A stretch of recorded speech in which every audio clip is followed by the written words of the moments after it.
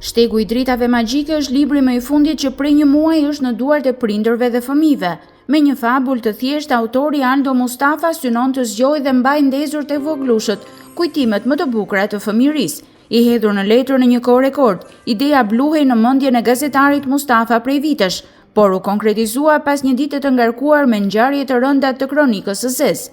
Ishte pikërisht në prag të një ngjarje tragjike të ndodhur në qytet ku humbi jetën një 15 vjeçar dhe mendova që ndoshta nuk po bëhet puna e duhur edhe me pjesën e edukimit dhe nuk doja që të veproja thjesht si gazetar. Doja të veproja përtej gazetarisë duke krijuar një letërsi. Ishte një ditë e ngarkuar, por që solli një rezultat të le të themi të pëlqyeshëm në fund të ditës, duke krijuar një libër qëllimi i cilit është të edukoj brezat, të edukoj prindrit dhe ndoshta t'i afroj më shumë prindrit me fëmijët dhe fëmijët me prindrit. Aventurat e 3 personazheve kryesor, Andit, Sendit dhe Macis Lea, e çojnë lexuesin në një botë magjike, ku dominon kurioziteti fëminor. Ndërsa zhvillimi i teknologjisë ecën pa u ndalur dhe rrëmben vëmendjen e të vegjëlve dhe të rriturve, gazetari Mustafa kërkon që të ndihmojë sadopak për të kthyer fokusin e të gjithëve tek libri.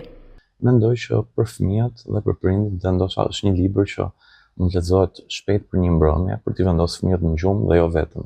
Ndoshta edhe për t'u trajtuar në fusha të ndryshme, duke filluar që nga letërsia, leximet jashtë klase. Është një libër i thjeshtë. Kjo ka qenë kryefjala edhe nga ana e mësuesve që e kanë lexuar, nga ana e logopedëve, psikologëve, nga ana e pedagogëve që të paktën unë kam kërkuar një mendim se si duket dhe se si vjen tek të gjithë. Në tendën e krijuar me çarçaf, në ambientet e shtëpisë, merr udhë imagjinata e 3 personazheve në shtigjet qiellore, ku kujtimet përpiqen të mbijetojnë sa më gjatë në memorien e të vegjëlve. Por kjo arratisje magjike nuk është e vetmja, pasi aventura e radhës është në proces.